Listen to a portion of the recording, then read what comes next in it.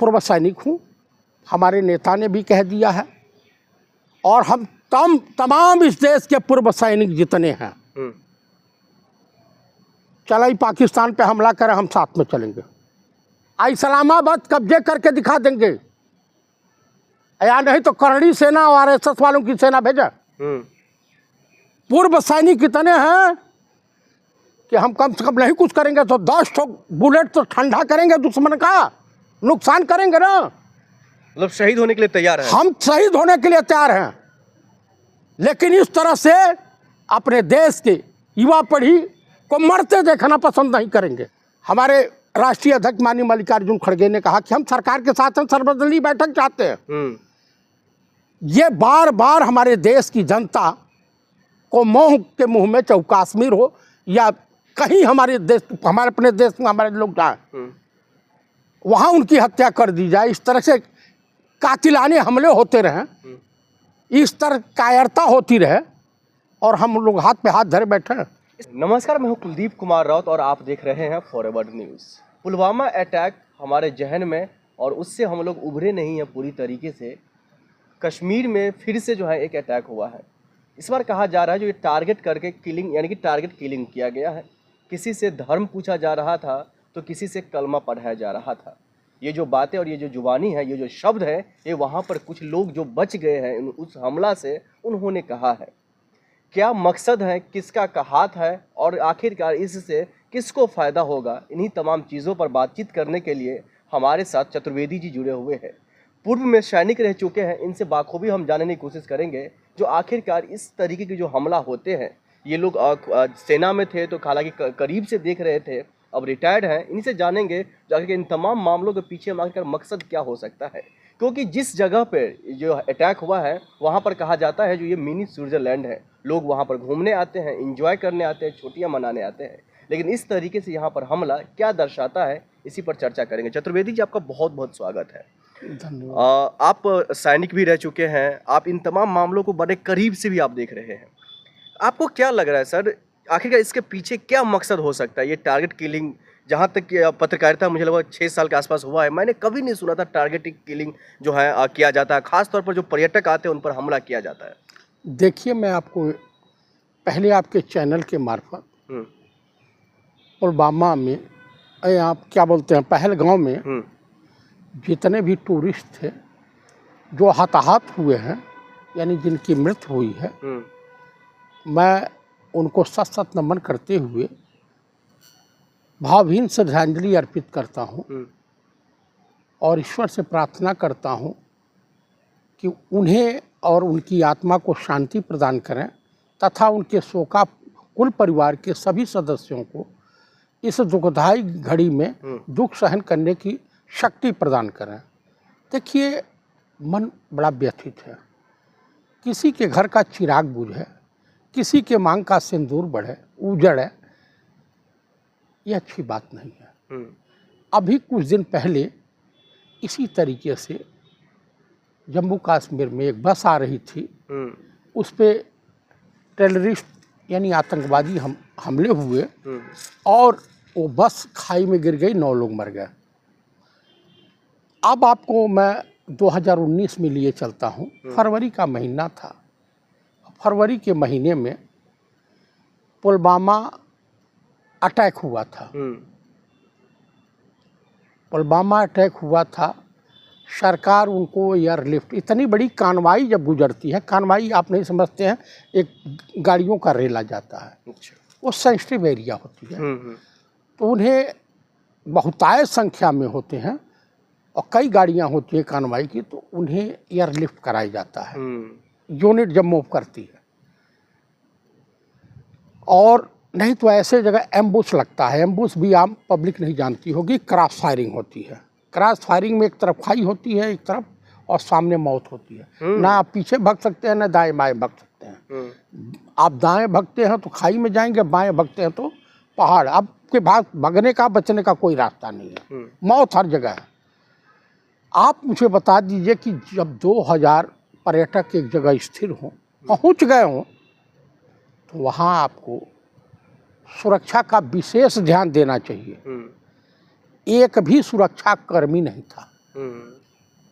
कल आज तक पे चल रहा था कि ये सुरक्षा में भारी चूक है। 4-5 लोग आते हैं और उनके पास इतना समय, आपको मैं बताऊं, इसको कहते हैं गुरिल्ला युद्ध, छापेमारी। हाँ, अटैक किए, गायब। ये होता है उनके पास। किसी का धर्म, किसी की जात, किसी की रिश्तेदारी, ये पूछने का समय नहीं। मैंने आपको टोका नहीं अभी। आप सुन लीजिए पूरा। अभी इसके बाद जो है आपका अमरनाथ यात्रा, सेम रास्ता है। वहां से आप मैं उस पे भी आऊंगा, धर्म जाति पर भी आऊंगा, और इसके पीछे किसका हाथ है मैं इस पे भी आऊंगा। लेकिन सवाल चतुर्वेदी जी, मैं ये पूछना चाह रहा हूँ, हालांकि जानना चाह रहा हूँ, आप सैनिक में रह चुके हैं, आपने ये तमाम चीज़ें नज़दीक से आपने देखा है। आखिरकार आप अपने कैरियर में कभी आपको लग रहा था, जो आपने इस तरीके के ऑपरेशंस में कभी भागीदारी आपने लिए होंगे, तो पर्यटक पर कभी हमला आप अपने कैरियर में कभी आपने देखा था? देखिए, हमारी पूरी सर्विस जो थी ऑपरेशन की थी। ऑपरेशन मतलब हम आतंकवादियों से जूझते रहे, चाहे ओपी रैनो रहा हो या ओपी बजरंग रहा हो, या पंजाब की समस्या रही हो या जम्मू कश्मीर की समस्या रही हो, हम लोग जूझे। आपको एक वाकया सुनाता हूँ।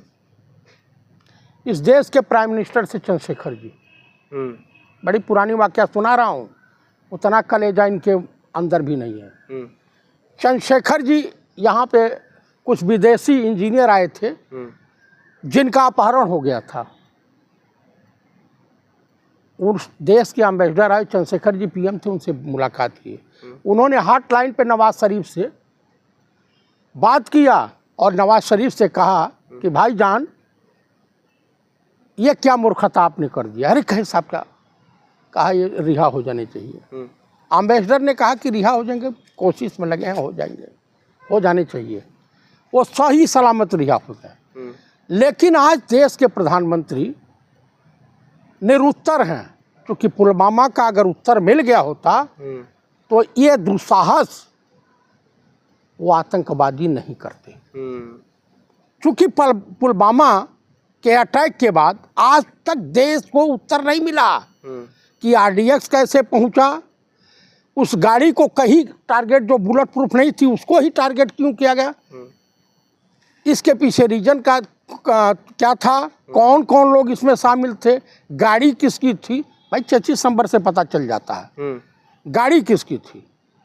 तो इससे पूरे देश में चिंता की लकीर दौड़ रही है। क्या सरकार अपनी इज्जत आबरू बचाने के लिए इस तरह का खेल खेल रही है? मुर्शिदाबाद अभी ताज़ा प्रमाण है, जहाँ पे सुन लीजिए, सुनते जाइए, आपको उत्तर मिल जाएगा। मैं किसी को पर ब्लेम नहीं कर रहा हूं। मैं ब्लेम नहीं, मैं आपको जो बता रहा हूँ, मुर्शिदाबाद में हुआ, 150 लोग पकड़े गए। वो बिहार से और कहाँ से जाकर के हिंदू थे, जो बंगला नहीं जानते थे। अगर बंगाली मुसलमान किया होता तो बंगले में अपना बोलता, बंगला भाषा में। नागपुर हुआ। क्या ये देश हिंदू मुसलमान, भारत पाकिस्तान, मंदिर मस्जिद ही इस देश के विकास का मतलब रह गया है? मैं देशवासियों से पूछना चाहता हूँ, देश के नौजवान तबके के आपके चैनल के मार्फत पूछना चाहता हूँ, क्या इस देश में बेरोजगारी कोई मुद्दा नहीं है? क्या इस देश में महंगाई कोई मुद्दा नहीं है?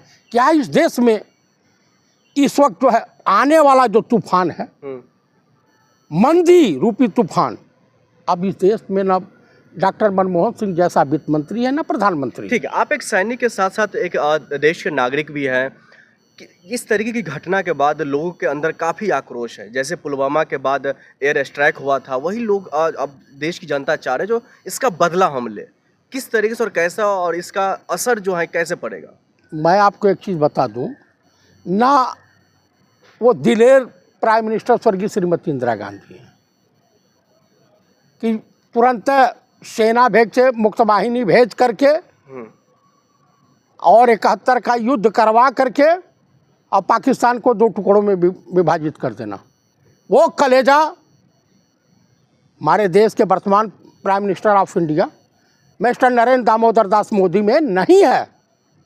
आरएसएस के किसी के बूते में दम नहीं है। जो व्यक्ति बिन बुलाए पाकिस्तान चला गया बिरयानी खाने नवाज शरीफ की मां के जन्मदिन पर, वो पाकिस्तान और आतंकवादियों के खिलाफ कार्रवाई कर सकता है? बिल्कुल नहीं ऐसा हो सकता। जिसका पूरा का पूरा चरित्र ही वो ऐसा ही है। लेकिन आप लगातार जो आप प्रधानमंत्री नरेंद्र मोदी जी को लेकर के जो आप बातें कह रहे हैं, अमित शाह जी जैसी घटना के बारे में आते हैं, प्रधानमंत्री नरेंद्र मोदी जी अमित शाह जी से बात करते हैं, अजीत डोभाल जी जो एनएसए के चीफ हैं वो उनके साथ रहते हैं, तमाम जो एजेंसियां हैं लगातार इस पर एक्टिव होकर के कार्रवाई की बात करते हुए दिखाई दे रहे हैं। आप एनएसए अजीत डोभाल, उनके बेटे का बिजनेस पार्टनर कौन है जानते हैं? पाकिस्तानी कंपनी। ये नहीं जानते हैं?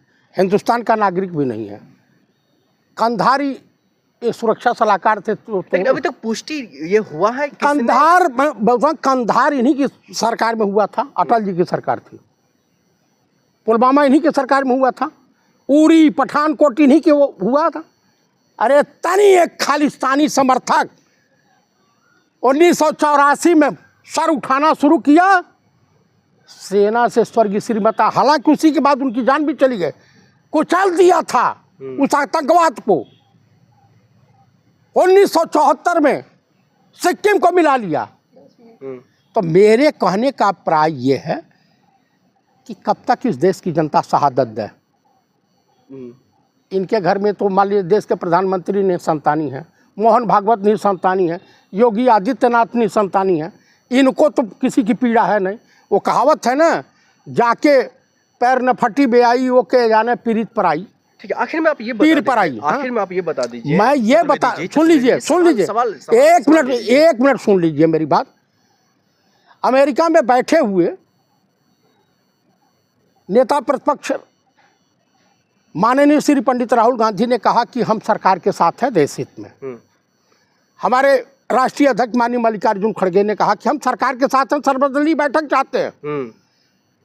ये बार बार हमारे देश की जनता को मोह के मुंह में चाहे कश्मीर हो या कहीं हमारे अपने देश में हमारे लोग जाए वहाँ उनकी हत्या कर दी जाए, इस तरह से कातिलाने हमले होते रहे, इस तरह कायरता होती रहे और हम लोग हाथ पे हाथ धरे बैठे हैं।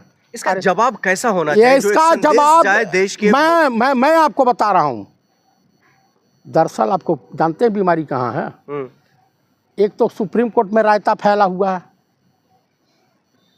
निशिकांत दुबे, धनखड़, इनके बड़े बोले नेते, नीतीश का अलग डोज है, चंद्रबाबू नायडू का। सुन लीजिए, मामला है, उस पर कभी और बात करेंगे। सवाल सबसे हताश पर कैसे जवाब कैसे दिया जाए इस आतंकवाद का जवाब? तो मैं पूर्व सैनिक हूँ, हमारे नेता ने भी कह दिया है, और हम तमाम इस देश के पूर्व सैनिक जितने हैं, चले पाकिस्तान पे हमला करें हम साथ में चलेंगे। इस्लामाबाद कब्जे करके दिखा देंगे, या नहीं तो करणी सेना और आरएसएस वालों की सेना भेजा। पूर्व सैनिक इतने हैं कि हम कम से कम नहीं कुछ करेंगे तो 10 बुलेट तो ठंडा करेंगे, दुश्मन का नुकसान करेंगे ना। मतलब शहीद होने के लिए तैयार है? हम शहीद होने के लिए तैयार हैं, लेकिन इस तरह से अपने देश के युवा पीढ़ी को मरते देखना पसंद नहीं करेंगे। ठीक, चला पाकिस्तान पर अटैक करें, हम तैयार हैं। इस देश के तमाम पूर्व सैनिक, अपूर्व जितने जेसुअज हैं, जितने ऑफिसर हैं, सब तैयार हैं। हम आरएसएस या बजरंग दल के तरफ से कायर नहीं है। ठीक, चला हम तैयार हैं, हमारे अंदर जज्बा है अभी। ठीक है, अभी इन हड्डियों में ताकत है कि हम पाकिस्तान के अंदर घुस करके उनको नेस्तनाबूद कर देंगे।